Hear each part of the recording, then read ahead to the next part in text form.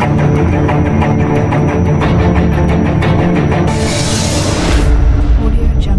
students, welcome to our academy. Today இன்னைக்கு நம்ம இந்த வீடியோ நம்ம என்ன பார்க்க போறோம்னா ஆல்ரெடி நம்ம நிறைய ஷார்ட்கட் வீடியோ நிறைய இந்த மாதிரி பார்த்திருந்தாலும் இன்னைக்கு நம்ம வீடியோல சிம்பிளா ஒரு சின்ன டாபிக் ஓகேவா, அதாவது குப்தர்கள் காலத்துல நிலங்களை எப்படி வகைப்படுத்துறாங்க.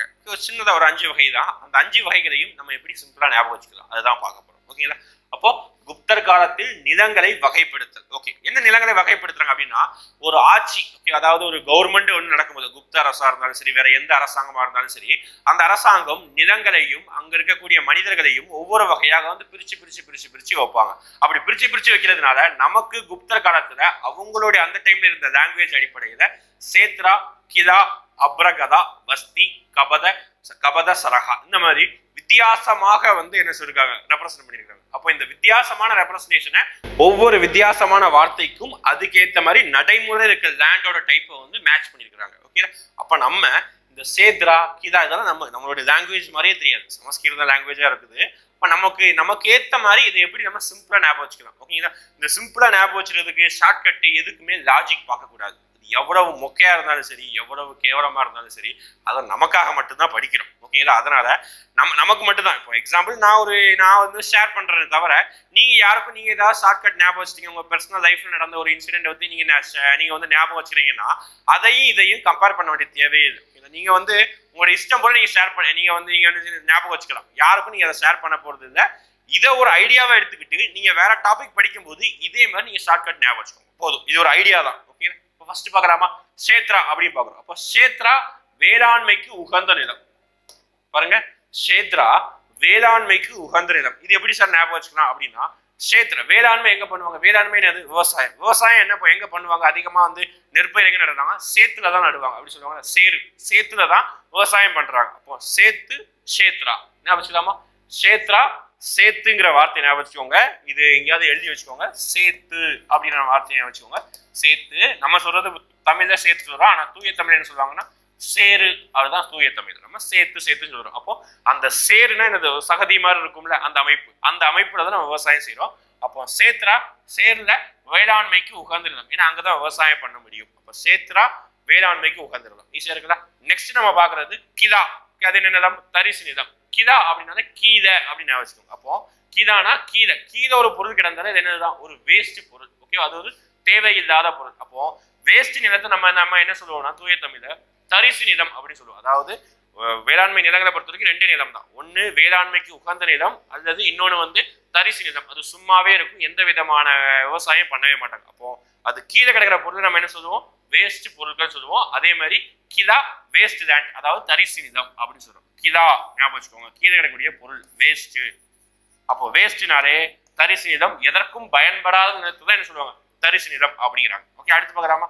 அப்புறம் அப்ரகதா. ஓகேவா? அப்ரகதா வனம் அல்லது காட்டு நிலம் சொல்றாங்க. பாருங்க, அப்ரகதா வனம் அல்லது காட்டு நிலம், சிம்பிளா ஃபாரஸ்ட் லேண்ட் அப்படின்னு சொல்றாங்க அப்ரகதா. அப்ப என்ன செய்யறாங்க? நம்ம இந்த சமீப காலங்கள்ல நிறைய இடங்களை என்ன செய்யறாங்க? ஃபாரஸ்ட், அதாவது ஃபாரஸ்டா இருக்கக்கூடிய ஏரியாவை கட் பண்ணிட்டு பிளாட் போட்டு விற்கிறாங்க. நிறைய மரம் இருக்கக்கூடிய ஏரியாவை கட் பண்ணிட்டு பிளாட்டா போட்டு வித்துடுறாங்க. அதை போயிட்டு யாராவது ஒரு என்விரான்மெண்டலிஸ்ட், அதாவது ஒரு சுற்றுச்சூழல் நிபுணர் போய் ஏதாவது சொல்ல ஆரம்பிச்சாங்கன்னா அதை அப்புறம் கதையை நம்ம அப்புறம் பார்த்துக்கலாம்ப்பா. எப்படி அப்புறம் கதையை நம்ம அப்புறம் பார்த்துக்கலாம்ப்பா அப்படி சொல்றாங்களா? அப்போ அப்ரகதா, அப்போ காட்டு வனம் அல்லது காட்டு நிலங்கள் அதை அழிக்கிறாங்க அப்படின்னு வச்சுக்கோங்க. அப்புறம் கதை வனம் அல்லது காட்டு நிலங்கள் அழிக்கிறாங்க. இந்த மாதிரி மேட்ச் பண்ணிக்கோங்க. நெக்ஸ்ட் வஸ்தி என்னது? குடியிருப்பிற்கு உகந்த நிலம். இந்த மாதிரி நம்ம நிறைய லேண்டு படிக்கிறோம். எந்த லேண்டு நம்ம எங்க ட்ரெக்கிங் போயிட்டு நம்ம எந்த இடத்துக்கு நம்ம சுத்தி பார்த்தாலும் ஒரு இடத்துக்கு வந்தா நம்ம வசதியா நம்ம கம்ஃபர்ட்டா இருப்போம். அது எந்த இடம்னா நம்ம வீட்டுக்கு வந்தா. ஓகேவா? அப்போ வஸ்தி குடியிருப்பு நிலம். ஓகேவா? பிராக்கெட் எப்படி எழுதிக்கணும்? வசதி.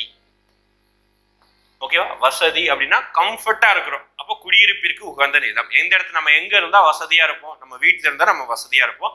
வஸ்தி குடியிருப்பு நிலம். குடியிருப்புனா நம்ம வீடு தான். குடியிருப்பதற்கு உகந்த நிலம், வீடு கட்டுறதுக்கு உகந்த இடம். கடைசியா கபத சரஹா. ஓகே, கபத சரஹா மேய்ச்சல் நிலம். என்ன சொல்றாங்க? மேய்ச்சல் நிலம் என்னது? ஆடு மாடு மேய்க்கக்கூடிய ஒரு லேண்ட், அதுதான் மேய்ச்சல் நிலம் சொல்றாங்க. இப்போ கபத சரஹா நம்ம எப்படி நினைச்சுக்கலாம்? சரஹா அப்படிங்கிற வார்த்தையில இருந்து சரக்கு அப்படிங்கிற வார்த்தை ஞாபகம் வச்சுக்கோங்க.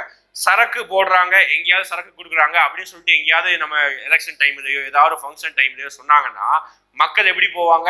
ஆடு மாடுகளை கூட முந்தி அடிச்சுட்டு போயிட்டே இருப்பாங்களா? அப்போ ஆடு மாடுகளை கூட மேயறதுக்கு ஏற்ற மாதிரி ரொம்ப ரொம்ப வேகமா போறாங்க. அப்போ மேய்ச்சல் நிலம் சரகா ஞாபகம் வச்சுக்கணும். கபத சரகா மேய்ச்சல் நிலம். ஓகேங்களா? சின்னதாக விஷயம் விட்டுறலாமா? 5 தான் பார்த்துருக்கிறோம், இருந்தாலும் ஞாபகம் வச்சுக்கோங்க. வேளாண்மைக்கு உகந்த நிலம் வந்து சேத்ரான்னு சொல்றோம். விவசாயத்தை நம்ம எதுல தான் பண்ண முடியும்? சேத்துல தான் பண்ண முடியும். சேத்ரா வேளாண்மைக்கு உகந்த நிலம். அடுத்து தரிசு நிலத்தை கிலா அப்படின்னு சொல்லுவோம். தரிசு நிலம் என்ன அர்த்தம்? வேஸ்ட் லேண்ட், எதற்கும் பயன்படாத லேண்ட் அப்படின்றாங்க தரிசு நிலம். அப்போ கீழே இருக்கக்கூடிய பொருட்கள் என்னதுதான்? ஒரு வேஸ்ட் பொருள் தான். கிலா வேஸ்ட். ஓகே. அடுத்து அப்ரகதா, அப்புறம் கதை. ஓகே. அப்புறம் கதை எதை சொல்லுவோம்? அதை காடுகளை அழித்தா அது அப்புறம் கதை அப்படின்னு சொல்லுவோம். அப்ரகதா வனம் அல்லது காட்டு நிலங்கள். அடுத்து வஸ்தி குடியிருப்பு நிலம். நம்ம எங்க இருந்தா வசதியா இருப்போம்? நம்மளோட வீட்டுல இருந்தா தான் வசதியா இருப்போம். வஸ்தி குடியிருப்பு நிலம். அடுத்து கபத சரகா, சரக்கு போட்டாங்கன்னா மக்கள் அனைவரும் மேய்ச்சல் ஆடு மாடுகளை கூட மேய்ச்சிட்டு அப்படியே வேகமா போவாங்க. கபத சரகா மேய்ச்சல் நிலம். ஓகேங்களா? இதே மாதிரி நம்ம படிக்கக்கூடிய விஷயங்களையும் ஈஸியா ஞாபகம் வச்சுக்கிறதா என்ன விதமான ஷார்ட்கட்லாம் ஞாபகம் வச்சுக்கோங்க. இதே மாதிரி கண்டினியூவா ஒவ்வொரு டாபிக்ல இருந்தும் முடிஞ்ச அளவுக்கு ஷார்ட்கட்டும் ஒரு சில டாபிக் சின்னதாக ஒரு 2 minutes 4 minutes வீடியோ வரும். கண்டினியூ எங்கள் யூடியூப் சேனலை வாட்ச் பண்ணிட்டு இருக்கீங்க. தேங்க்யூ.